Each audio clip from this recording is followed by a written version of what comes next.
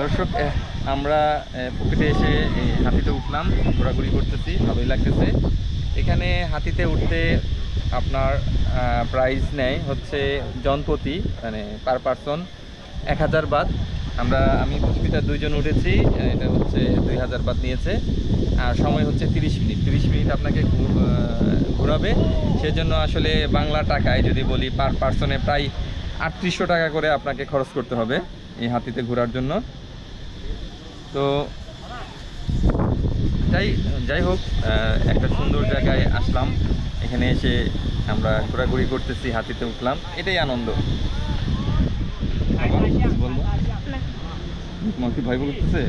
তোমার তো মানে ওই দেখো, সব কিছু দেখার থেকে ভয় বেশি করতেছে। হ্যাঁ,